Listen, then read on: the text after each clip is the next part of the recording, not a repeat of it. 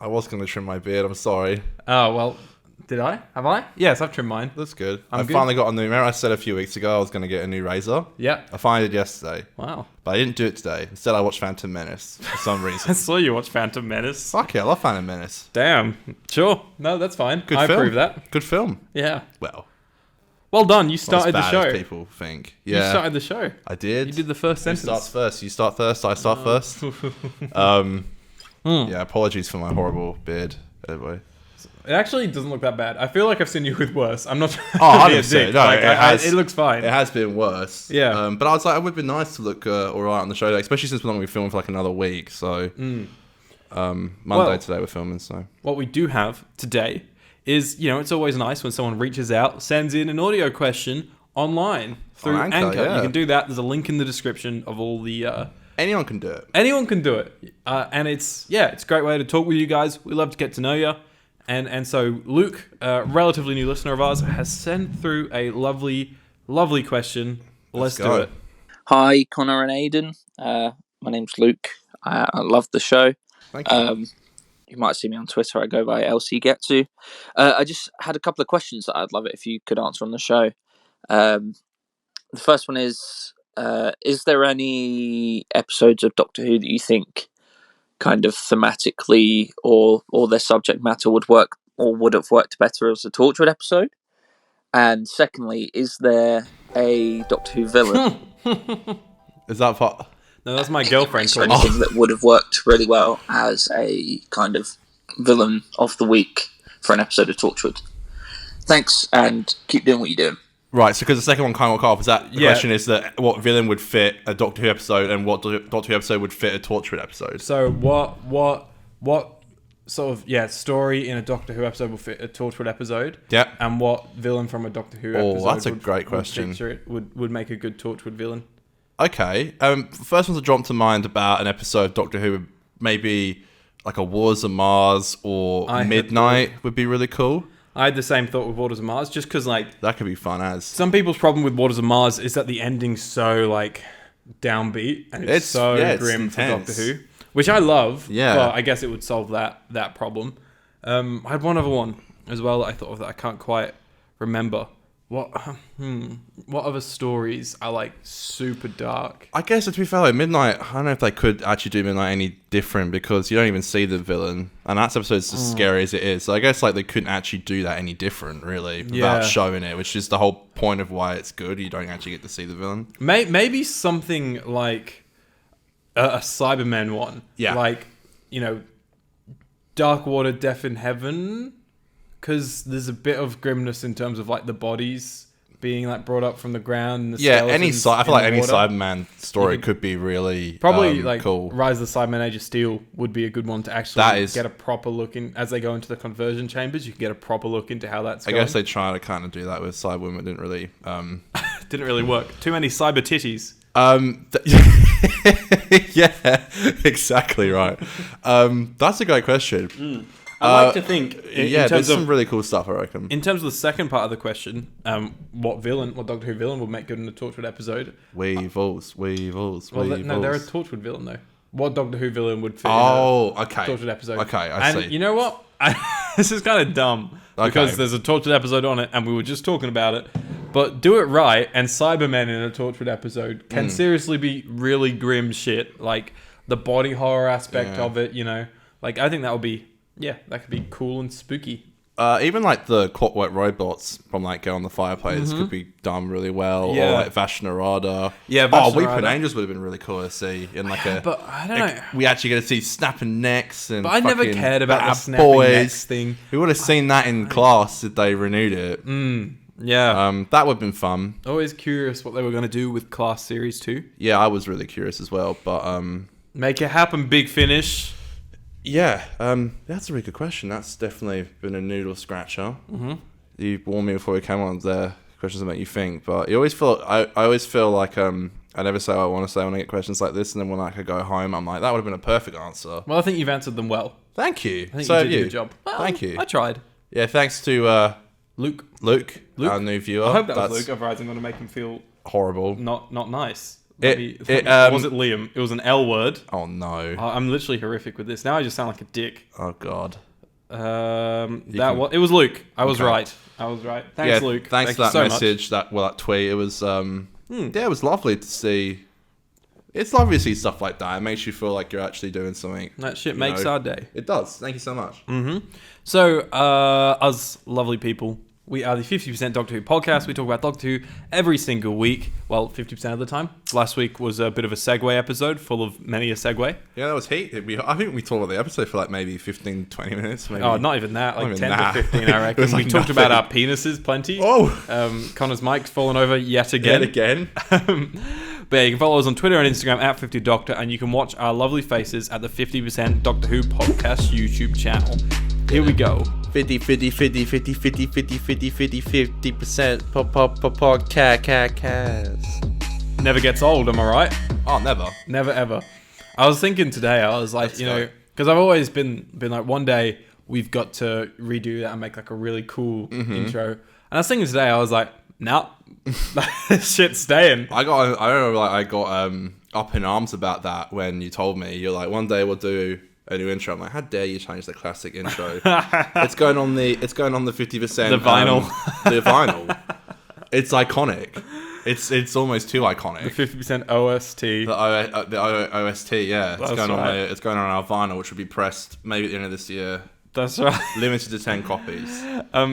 One goes to us, one goes to me, one goes to Aidan, so there's only 8 to get. So yeah, one goes got to go to my mum as well. Okay, she'd there's love that. 7 to pick. 7 to pick, $1,000 each.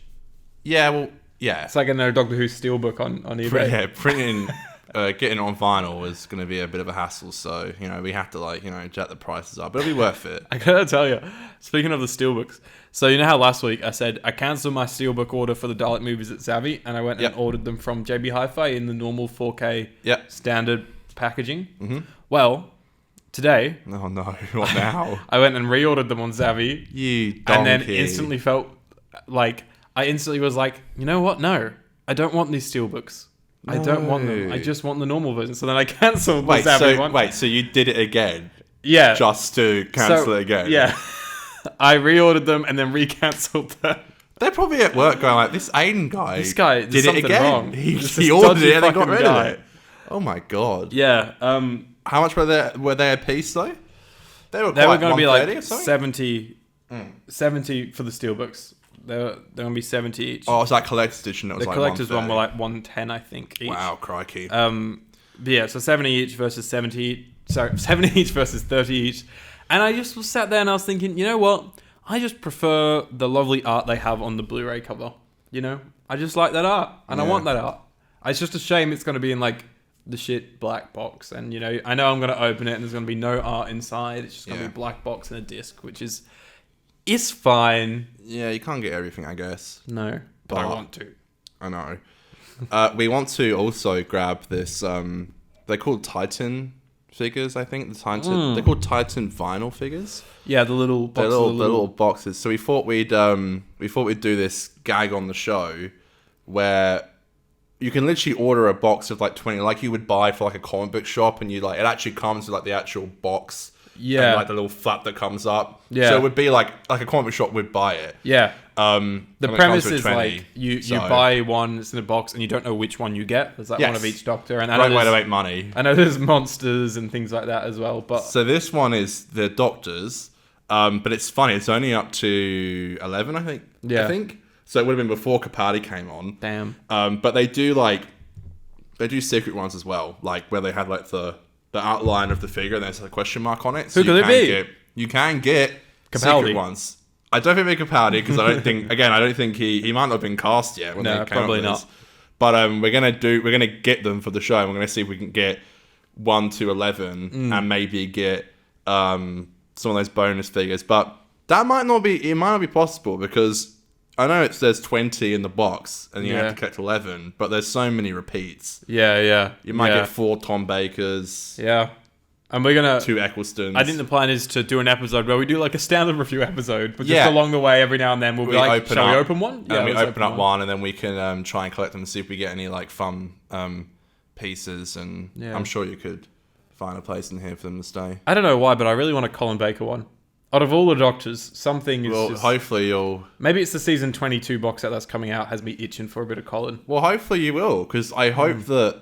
I think the idea is when you get the box, that there is theoretically all the Doctors in it at some point, because... Hopefully. They want people to buy them, and then other people buy other ones, and it's like, it's meant to be difficult to not get them all. So if you buy the whole box, it's a bit of a scam, because it's like, you might get them all, you might not. It's I swear, so if we annoying. have like bloody 20 like David Tennants, that might happen. It just feels like the current era of Doctor Who. Yeah, it's...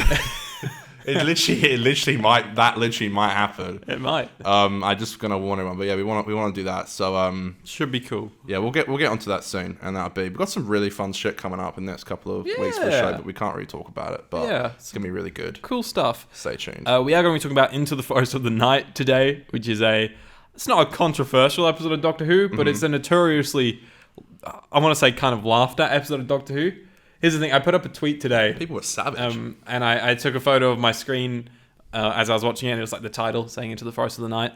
And I put it on Twitter and was like, can't believe I'm watching this sober. Yeah. And, a couple like Snares and Crispy, they replied to it. And then, so obviously, they're quite established in the community. And so all of a sudden, like, my feed was going off with people replying to it. And I've got to say, it was a lot of fun. Because no one was out there saying, like, Doctor Who is shit, this episode killed Doctor Who, fuck this. Everyone was just kind of like, everyone was sort of in agreement that it was like, this just isn't Doctor Who's best day. Yeah. It's just like an established meme almost. Yeah, like, it didn't feel like there was any hate or, like, even negativity. It was just kind of like a... Yeah, okay. I had so much fun going through the Twitter feed today. Yeah? Did you read them all? Reading them all. Yeah, They're very funny. That's that 50 Doctor on Twitter and Instagram. I thought it's so fun when sometimes a tweet just unexpectedly, I say blows up. You know what I mean? Like, it gets more traction than usual. It's always fun to read through. I actually have a cool surprise, actually. Lovely cool surprise. I have a good surprise for the show. And I'll say it here because I'd rather say it now than not. At the end of the show, because then people might drop off. But our good friend Crispy, who I think, did I joke about on the last show, or did I joke about it off air? You said we're going to get him on the show this week. We're going to get Crispy on the show this week, because I said, wouldn't that be hilarious because Crispy did this gag back in the day. Oh, there he is. It's Crispy. He's walking in. Hey! He flew to Perth. How do you know? Oh, I wish. He did the gag in the Forest of the Shite. He did. Back in the day, which was so funny. I think he did an entire, he made a music video or something? an entire thing from it. Anyway, I reached out to him and I said, we'd love for you to, I was like, it's way too short notice to say you want to come on the show. So I was like, we'd love to get a video review from you, if you want to send in a quick video. And he said yes. Unfortunately, I don't have it right now. You will have to edit in post. Okay. So I will send it to you, and he is on Twitter. I did talk to him today. Wow. But I haven't got it yet. Let's watch together, Conor. Let's watch this lovely cameo from Crispy Pro. Wowie. Well done, lads. You made it to the episode. The infamous episode in the Forest of the Shite. I can't believe you got there. But well done, 50% podcast. I'm so sorry that you put yourselves through that again. I haven't rewatched it since 2014, I think. Yeah, but good luck. And I love you lots. Take care, 50%. Good luck. Wow, how good was that? Oh my god! Wow, Crispy, thank you so much. Wow! I can't believe the things that he said. It's just, I'm flattered all the stuff he said about us, honestly. It's incredible. Yeah, I'm flattered. Yeah, and I'm flattered by all the stuff he said about In the Forest of the Shite. I'm so glad he loves it. I'm so glad he loves it. We stand Crispy here. Yeah, we love Crispy. In this house, we love Crispy. He's such a class act. I love him. He's always open to filming us a cheeky cameo. So thank you for that. That's very sweet and kind of you. And we'll have you on the show soon. One day. If you want to come on, obviously. But yeah. Les Miserables. Yeah, gets a fat mention. Mention in this episode. Pete's like, even in my expanded lifespan, there's still not enough time to watch Les Miserables. Yep. I haven't watched it either. So. I've always referred to it as Les Mis. Yeah, Les Miserables. I can't even say it right, so yeah, I always just say Les Mis. Yeah, I've watched it. Have you watched like the Hugh Jackman movie one? Yeah. Yeah. Okay. Actually, I actually like it. I think it's a good movie. I remember when it came out, it was all the buzz. Yeah, let me tell you, it is a long movie though. It's a fat movie. Mm-hmm. In the Forest of the Night / Shite. You can also known as In the Forest of the Shite. It is the 10th episode of the 8th series of the British science fiction television program Doctor Who. It was first broadcast on BBC One on the 25th of October 2014. The episode was written by Frank Cottrell Boyce and directed by Shireen Folkson. In the episode, the Doctor and his companion Clara go looking for Maeve, a missing student of Clara's. Maeve Wiley. I know. We'll get to that. A missing student of Clara's who was able to hear the voices of a large forest that covered all of Earth the previous night.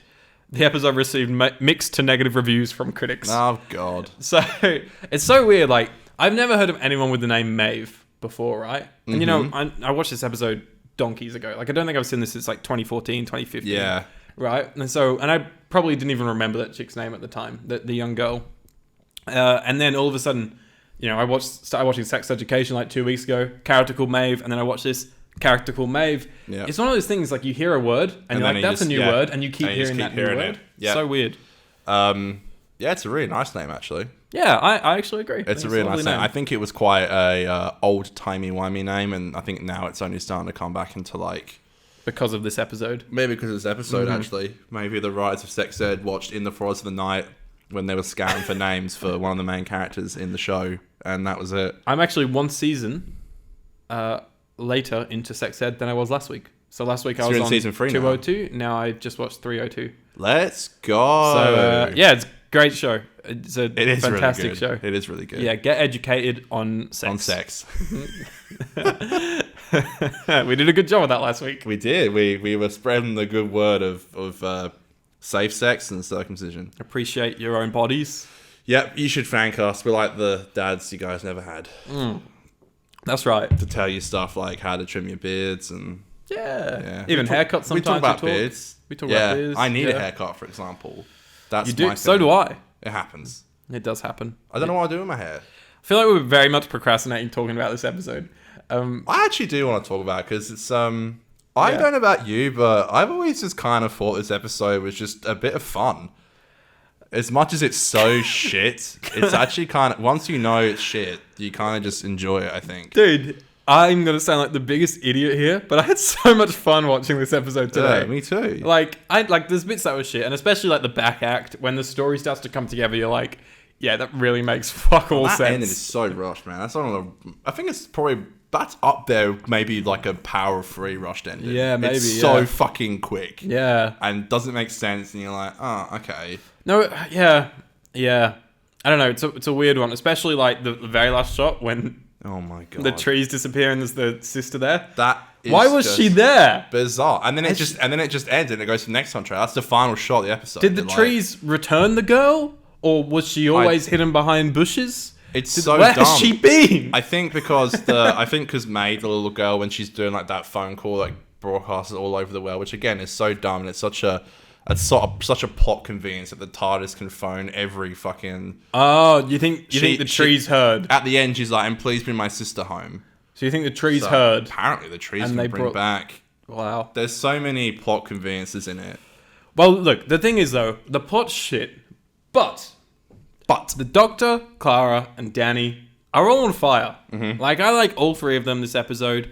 The kids, like, you know, they're not great, but they're a little fun. They're a fun inclusion, I think. It actually is a fun inclusion. Young, like, very early primary school kids running around the joint, I think is great. And they were fun. And I don't think any of them were, like, terrible, you know? They were all at least, like, decent. Like, and some of them were quite good, I thought. It kind of sucks. I feel like people are probably clicking on this review to hear us absolutely shit on it. No, I've never really hated it that much. I get it's a meme.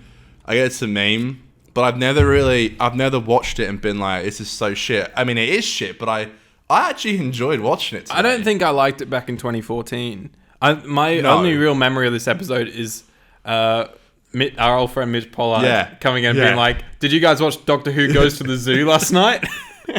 me and Mitch Pollard used to be like, it's Red Ring Day. We used to say that so much. It's Red Ring Day. Could you not think a little bit before you wrote that shit? It's Red Ring Day. You know what? One of the most hilarious things that I've ever seen, and I literally laughed out loud at it. Yeah. I love it behind the tree. Yeah, Clara and Danny and the kids are talking, and then all of a sudden the doctor just rocks up, and it like whip pans to the side, and the doctor's just hiding behind a tree in the most hilarious pose. He would have like sneaked over, dude, in behind the tree, and been like, "I'm gonna wait for people to talk about me." I love it. Like, I think it's funny. hilarious. What was the thought process? Was Pete just there like, I think I'm gonna just rock up from behind the bushes over here. I'm just gonna hide around here, and then I'm just gonna be here. And they're like, yeah, okay. Like, no, who the fuck came up with that? It's so funny. It's hilarious. It's actually like, it's stuff like that, I'm sure. But the thing that really took me out of the episode is that, like, we're meant to be in one of the busiest cities in the entire world. Yeah. You don't see a single person. Mm-hmm. You get Maeve's mum on a bike. You get a couple people trying to burn the trees down. But when they're walking through the streets, you don't see anybody. Yeah. It's London, for Christ's sake. Mm-hmm. Yeah. Yeah. It's so dumb. Yeah. You don't see anybody. They don't really sell it too well. No, it's not so well. But I also understand it's a very ambitious thing they're trying to do with it. And the cool props they built for it is that is fun. Cool, but I do like seeing, like, the props. It actually fun. Looked quite pretty, I thought. There was quite a few shots that I was like, that's nice. And as a kid, I used to hate the fact that I don't know if you noticed, they went into, like, whenever they shot in the TARDIS, they went on like ultra wide lenses, like not quite fisheye, but really wide. And I read an interview with the director, and I think it's a female director. I think was it? It is, yeah. Yeah, Cherie Folkson. Yeah, and she said like she really wanted to create this feeling of when the kids step into the TARDIS, everything's big so and massive. Big, which I think is great. The only thing is the kids. They make a point of the kids being like, it's no big deal. That it's. I know. I kind of hate that. Like. I know that also took me out the show a little bit because like they walk in the TARDIS and they're just like they don't give a fuck. Well, hang on a minute, you're a kid, like everything's so magical to you. But speaking of the directing, she's directed Bridgerton. This is her only episode of Doctor Who. Cherie Folkson. I actually really fucked with the directing in the episode. It was so agree. Different to anything we've ever gone for. Even when like the Doctor did the whole like "Hey you" and the arm came out. Did you see that?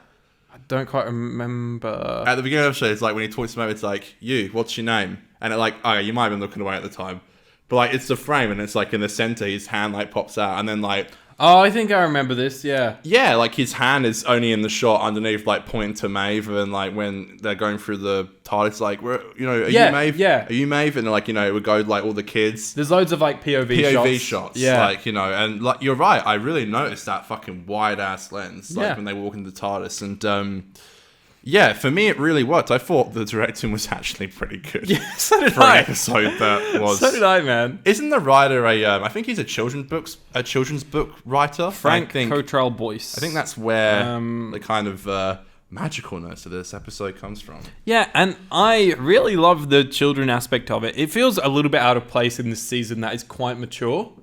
This would have been a great Matt episode. It does, but I also love Pete in the dynamic. It just feels kind of out of place with where we were in this season. But no, I love it. I think it's great. Frank Cottrell Boyce has written for wrote some Coronation Street. And comes back to do Smile. That's right. I remember he wrote Smile. Because you make me smile. Everyone was like, oh my god, it's the guy who wrote In the Forest of the Night. It was so funny. Unfortunately, I just think the episode is just kind of filled with these silly moments, such as like we said, like no one being in London. Even like down to like there's a whole scene like because there isn't really like that for the first time in I can't remember how long there isn't really a villain. Yeah, no, I picked up on that. It's weird. So I feel like they had to throw in the whole like I don't know why trees going over London Zoo made the wolves escape. Yeah. But they did. They did. They broke the fence down. And there's a scene with wolves, and I'm like, oh, this is just so underwhelming. I don't care. I didn't. The scene is underwhelming. It was clearly there just for a bit of conflict, like towards the end of the second act. They don't have like, there's no villain. Yeah. Per se. But you know what? I was reading up some shit online. They were saying how bad the CGI was, and I was like, I don't think it was that bad. It looked fine to me. It looked fine, yeah. Like it's not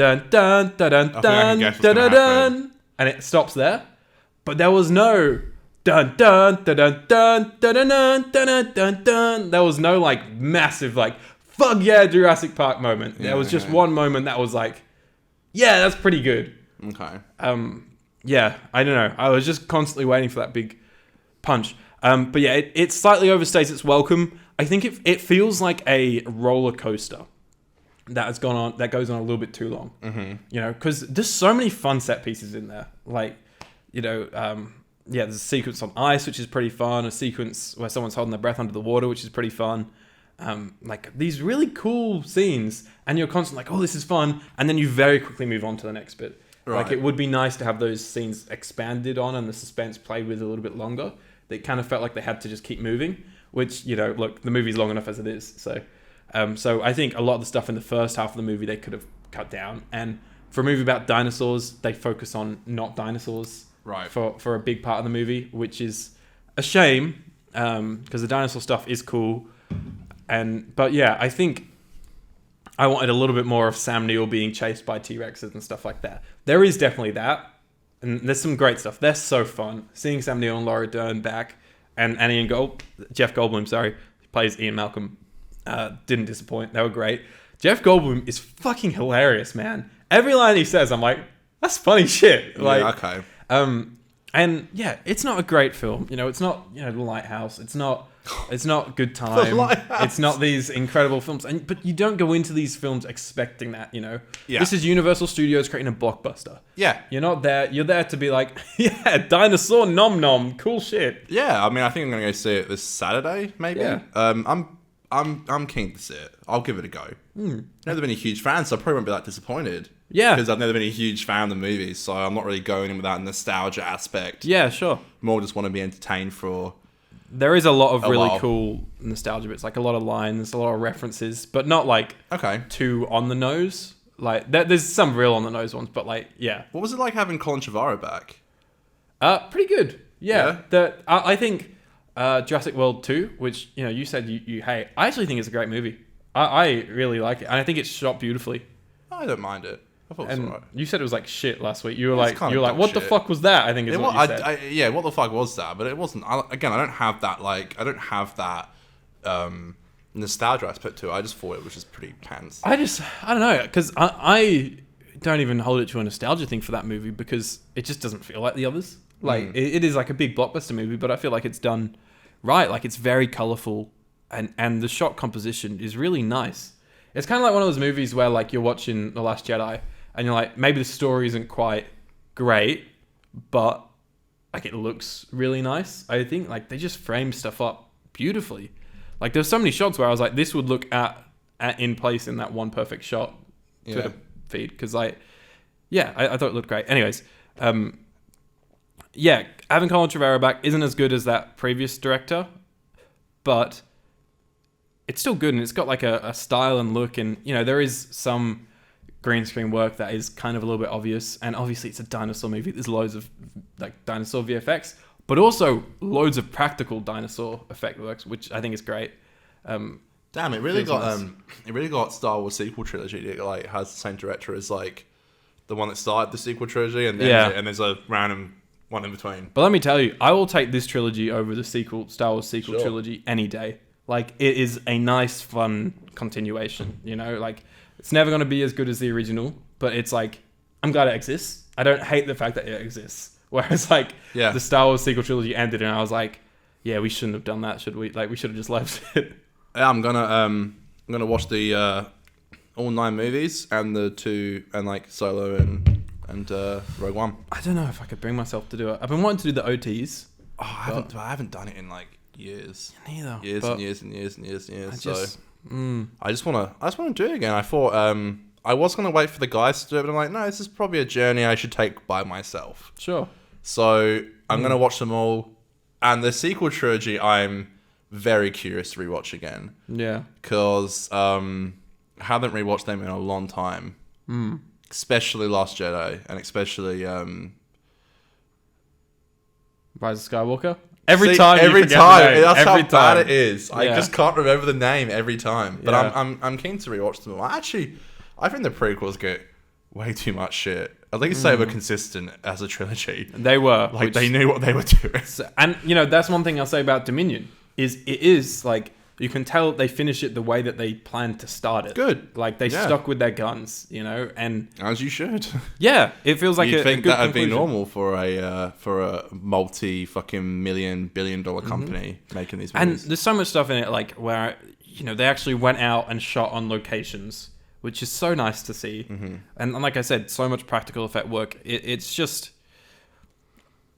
It's like what I've said a few times with, like, Stranger Things, where it's a big blockbuster thing. Mm-hmm. But, like, at least, like, they're still really trying to make it. And then, because my big thing why I'm so disheartened by Star Wars at the moment is because it just doesn't feel like they're trying. Mm-hmm. They're just like, hey, we have Star Wars. Hey, we've got a big light-up dome. Let's just use that for every shot. Yeah, I just feel like Kenobi, like, they just, like... I like Deborah Chow, but it's like, why didn't they get... She directs every episode. It's like, get multiple directors on. Have different visions each time. It'd be fun, like... Yeah. I don't know. I just felt like the direction was really boring. I've only watched the first 3. I don't really plan on going beyond that. I thought that as well, actually. But I don't mind, because she worked on Mando a lot. She did a couple episodes of Mando. She did some of the first season of Mr. Robot. Okay. When she did really... Yeah, her episodes are great. Yeah. Seems like a bit of a rush production, to be honest, but... What? Kenobi. Yeah. I don't know. They were working on it for ages, though. But I think it was just in production hell for a while because it was going to be a movie and then they had to transfer it to like a TV show. And then I think, I don't know, Disney kind of like just takes too much on, I think. And that's why I think also the thing that sticks out to me the most is like the VFX work and a lot of these shows just, it does stick out like a sore thumb. And I think it's because they're just overworking their VFX artists. They don't have enough time 100%. To do these Marvel and I couldn't Star believe Wars some shows. of the shit that I was looking at in Multiverse of Madness. I was like, damn, this is like 10 years ago VFX. It's because they're rushing them, like they just don't have time to... I know Far From Home was ridiculously close to the release date and they were still working on the film. Yeah, really. I think something ridiculous like up to like a week before. They were like 2 weeks before they were still working on the VFX. Jeez. I know that they're overworking them. I know that works with like sad. A lot of shows though. Like, I know Better Call Saul. Like the whole reason they have the 6-week break is because they were so pushed for time. They couldn't finish it in time. Yeah. But AMC was like, no, we want it out on this date, so that's why they did the break. But like they were saying, they couldn't literally in post could not risk anyone getting COVID because if they did, they would not meet their deadlines. Christ, like, yeah. They were cutting it so down to the wire. Yeah. There's also that as well. There's the whole pandemic. I think we're only just now kind of getting to normal stuff on sets now. Like I saw for the 60th, like they weren't really like the camera crew weren't like wearing masks and stuff. So I just don't think it's mandated anymore. I think it's just your personal choice. Sorry to bring it back to Jurassic World, but that's another kind of nice thing about Jurassic World is it was, I think, must one have of, been shot in COVID, if surely. not, it was one of, if not the first big production to go into production in COVID. Yeah. So it was before there was any guidelines out. Like they just kind of winged it. Like once they got the green light to film, they were like, okay, let's do it. And they kind of, obviously worked with health people, but they didn't have official guidelines in place. And it was back in the time when everything was changing. All the info we had of COVID was changing. So that's, things like Jurassic World, things like Flux, where you're just kind of, just going to be like thankful that they exist. That people actually just went out there and, they did it. They put their lives on the line. They didn't see their family for ages, I kind of feel, the way I feel about Flux is kind of how I feel about this episode. It's just kind of like sillily enjoyable, actually. Yeah. I still like Flux, actually. Yeah. I think it'll be a fun rewatch at some point, especially to watch it all in like a... Have you got your box set I got it a while ago. Are you going to watch it soon? Yeah, I watched the first 2 episodes when I got the box set. Dude, that War of the Sun Tyrant is actually pretty fucking fun. Yeah, it's a good episode. That's a good episode. Yeah. I like that. Yeah, I think I watched the first 2 and then I was sort of like, it's too new. Like, I didn't need to rewatch it, so I'll go back to it later on. We might do a Flux Revisited. Yeah, maybe. Because that could be fun if we watch it in like whenever we get to it. In one thing. That's right. There's actually one thing quickly. There's also, we've seen on the set for the 60th, there's like graffiti and someone's written the Flux. Yeah, Flux I think it just says graffiti. Flux. Yeah. So Don't know what that fun. means. Don't know why that's there. Probably means nothing. It probably means nothing, but I think it's a nice. It shows that it happened, and that's probably all they're gonna do too. Well, the production design of Acknowledge this era is so cool. Like, well, just like the attention to detail. Like one of the shops that they put up in I think in Bristol was like a supermarket shop, and they gave it the same title and the same like design out the front as the closing time shop. Yeah. What? Yeah. That's so cool. Yeah, they built like the supermarket. Like Oh no, that's so cool. not the supermarket, the clothing shop. Like, Okay. Yeah.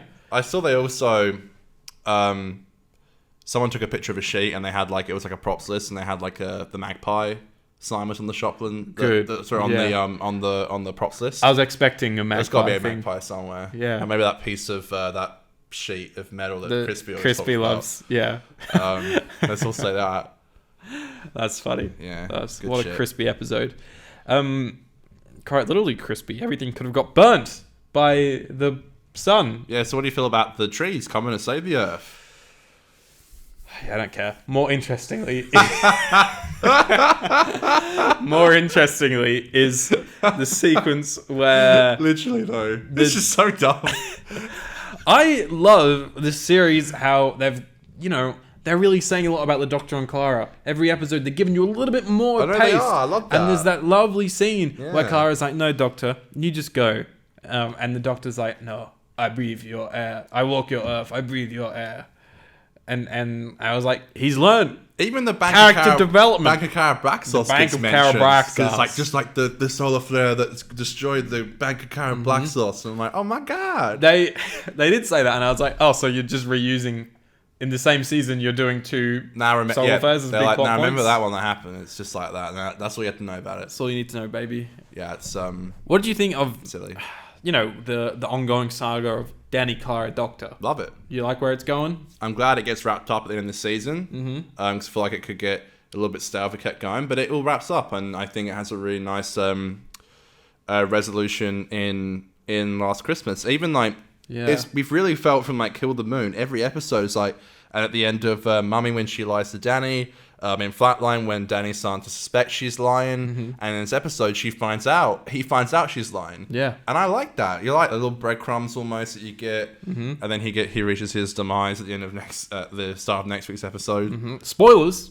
Oh, people have seen it. It came out like what, Yeah, but 8 years ago? But it Probably all longer. starts in, like, since the Caretaker is when it all kind of starts, that saga. Like, this has been such a good season, man. Like, I've really It's enjoyed been fun. watching this season. It's so funny. Like, people are gonna think I'm fucking nuts. I'm sure you agree, but I enjoy this episode so much more than Time Heist.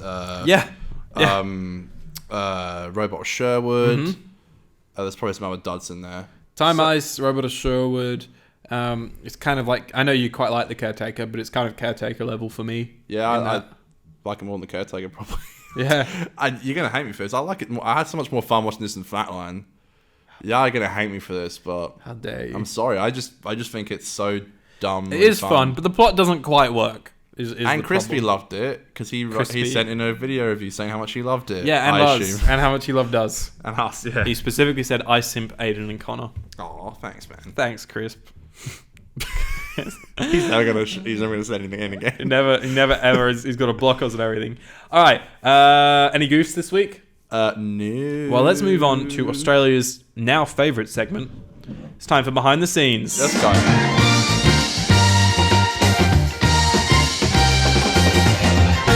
Behind the Scenes is the segment where we talk about facts from, would you say, Instagram and Twitter. Nope. We talk about facts from behind the scenes. I'm sorry. Connor. This shit ain't just Twitter things. I apologize. Oh, man. So I got so distracted. You're a mess. I wasn't listed. I'm sorry. That's my fault. I'm running a fucking show here. I shouldn't be on my phone. I'm sorry. I was going to be on my Instagram. Wash your hands, you dirty pig. My sister was texting me about something. I'm sorry. I got distracted. I'm a dirty pig. You are a dirty pig. All right. So there's a bus in one of the shots. Yep. With an advertisement for Series 8 on it. Let's go. Is there? Yeah, there's a poster. It's got like Pete and Jenna, and there's a tree like right in front of Pete's face, so you can't really tell, but you can. I love it. That's it. You can see like the sides of his suit, and then you can sort of see Jenna. Yeah, it's pretty. It's Isn't pretty one of the fun. TARDIS when he's like this?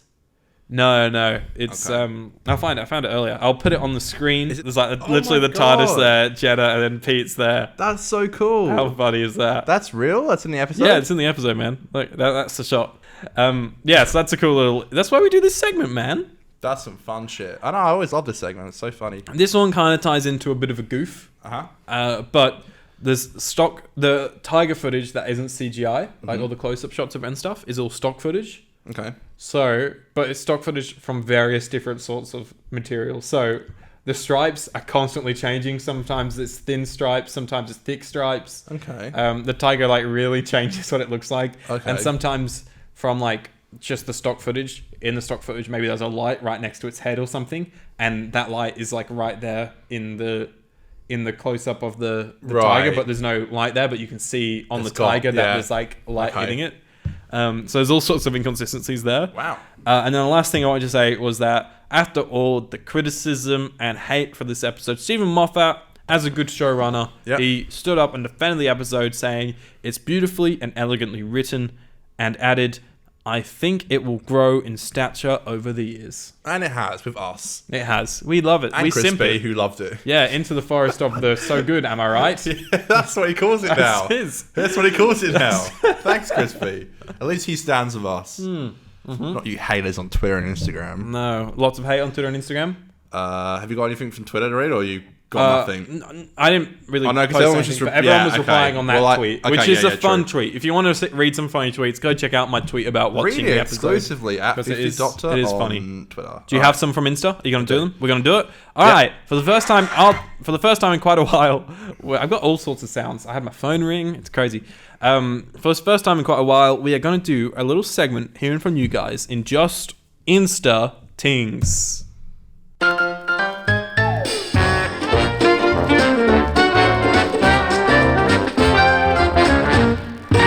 Okay. Hit me. Alright, did a classic poll, which I love to do, especially when it's quite divisive. This one isn't really divisive. I said, do you like In the Frost at Night? Yes, got 17%. Wow. No, got 83. Okay. Thoughts on In the Frost of the Night? Crispy wrote shite. So maybe he does like it, maybe he doesn't. His video message, we couldn't retell what he thought, you know? My lovely girlfriend Kimberly said, looks pretty, don't read it on the show. There you go. He did read it. I did read it. Now you're in the doghouse. Oh yeah. Jacob Hines said, I will always defend this Capaldi era, but this is just something I can't. Capaldi is great, but this episode isn't. And He is great, to be fair. And that's all I gotta say about that. To be fair, he's great. Yes, he always is. I cannot get over that behind the tree shot all day. I just keep thinking about it and chuckling. So funny. When you drink a can of Coke, it's this big, but it's actually got this much sugar in it. Yeah, That's funny. like the TARDIS. There's great lines, man. There were some really good sorts lines. of great lines. It got too much hate. It Right? did. Drop Don't- the hate, forgive each other. No hate for this. I'm out. I'm out. Doctor Who Redacted has just finished, Yeah. and I'm halfway through the finale. Connor's yet to listen, I will get on it tomorrow. and we'll talk about it next week. Yeehaw! But it is, I don't even know why I said that. We got nothing to say about it really, but it's great. I can't wait to finish it up, and hopefully they get a season 2. Don't pull that face, Connor. Okay.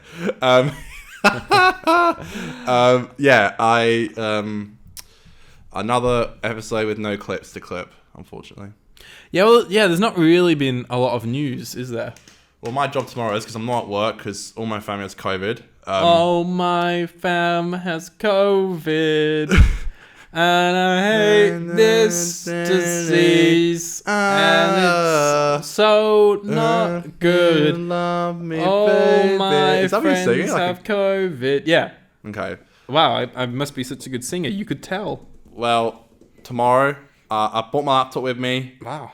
Gonna bloody, I'm gonna fucking... You're going to clip the shit out of last clip. week. This would be me, like... This will be me tomorrow. So if you want to see clips of the podcast, if you don't want to watch the whole thing, but you do want to see a bit of our pretty face, you can check out the clips of the 50% Doctor Who podcast. 5 minutes is YouTube enough, channel. they say. 5 minutes is more than enough of Yeah. our lovely face. Connor, Oh, also, I might try and film a bonus video this week because I got time. he's got time. Do it. Pussy. Okay. So, what would you like to give In the Forest of the Night out of 10? 5. High 5. You too? No. Oh shit. I'm giving it a 6. Hey! Because I was like comparing it, and look, So good. I'm aware it's not great in terms of story and stuff, but look, this isn't necessarily that. This is more of like an overall enjoyment, a little bit of that like, story and filmmaking in there. But the score is just how much did we like the episode, right? I'm going to give it a 6. I could see myself revisiting it. I also gave Robert of Sherwood a 6, so I thought this is like on a similar caliber. Better in some places, worse in some places, Yep. I literally did the worm watching it. You did the worm. Like the worm. Whilst you were watching Yeah. In the Forest of the Night, you did the worm. On the floor. You actually did? No, I can't do the worm. I can't do the worm. Well, what's this bit? I don't know. I don't know. I actually don't know. So our little smiley face octopus is on angry face today. Should be on smiley. Yeah, well, I didn't know how you felt, so... We'll put him on smiley. Is that your Wombats merch? I'm currently wearing exclusive Wombats merch. I could tell. I didn't even read it, but I could tell. Yeah. It says Fix Yourself, Not the World. It's the title of their newest album. Okay. Which I think is a great title. Interesting. Because it makes sense. It's like if everyone focused on fixing themselves and making themselves better people, rather than trying to fix everyone else's problems, then, makes the world a better place. That's the takeaway from today's episode. Last week was about normalizing sex. Mm-hmm. This week, we're all about fixing the world. I love it. Fix yourself, not the world, people. I actually like it. It's a nice long sleeve shirt. I'm not much of a long sleever. This is the only long sleeve shirt I own, actually. I like it. I wear a lot of jumpers and stuff with long sleeves. Does it say Wombats? It says the Wombats on the side. It's a Classic. different kind of thing for me. And usually when I go to concerts, I always get a tour shirt. So usually I get the ones that have the tour dates on the back. Yeah. But I got there and I saw it and I was like, nah. I don't really like it. But I saw this and I was like, I'm eyeing that shit up. Like I'd seen this online on the merch store and I was like, I love it. I like it. I also got a hat that I thought was like a nice corduroy hat. It says the Wombats on it. But I bought it and I was like, oh, it's a corduroy, but it's snapback. So now I have the snapback Wombats hat and I'm like, I look like I'm trying too hard in a snapback. What, the straight? Yeah, it's like straight. straight. You used to wear when you were like 13. Yeah, so I've got to try and figure out a way to... Like, it's definitely not like when you're 13 style. It's not like the kid in this that had the black... Yeah, the black snapback in this episode. But no, it's not. It's definitely like still stylish. Like it doesn't feel like a dated hat. Okay. But I gotta wear it in. I gotta figure out how I'm gonna wear this hat. The backwards cap normally works. Not for me, mate. Really? Nah. Okay. I'm scarred by that. Why? So when I just see people, I had this guy come in for an audition once for a film, and He got the old snapback. I had a snapback backwards hat, and he came in and was the biggest like trying to be a jock kind of thing. Right. Like he just gave me that vibe, and he was like, "Hey guys, yeah, I'm here for the audition, yeah." And I was like instantly like, Okay. "Get him out!" Oh my god. No, we gave him a shot, and he was alright. But yeah, I'm scarred from snapbacks from that moment. Yeah, I guess you're Oliver Tree very soon, a few weeks, so I'm really keen for that. Oliver Tree, more like Oliver Trees in the Forest of the the Night. Night. Wow, Hey. that's really good. I hope you enjoyed that. Thank you, sir. Yeah, you're welcome. So we're up there. Sure. Shorter episode this week. Ladies and gentlemen, thank you so much for watching. We are the 50% Doctor Who podcast. Bit of a weird episode this week. Bit loosey-goosey. You can follow us on Twitter and Instagram at 50Doctor. And like we said, you can watch our pretty faces on the 50% Doctor Who podcast YouTube channel. I've been Aidan. I've been Conor. And that was Crispy. Thanks, Crispy. Thanks, big dog. Thanks for saying you love the episode. Thanks for saying how much you adore us as human beings. You're too kind, and thank just you. Care. So Thank you so much. yeah, best Doctor Who podcast. He even said, he was like, my podcast has nothing on you guys. Thank you so much. You can go check out Crispy Pro's podcast along with Troy. Who's there? Who's there? A Doctor Who podcast. That's And Crispy Pro a good listen. on YouTube. A good listen. Yeah, and of course Crispy Pro's YouTube channel. On YouTube. All right, let's sing out, baby. Alright, it's Aidan's Aidan's and Conor's podcast. They're doing Doctor Who reviews. Doing Doctor Who reviews. Hey!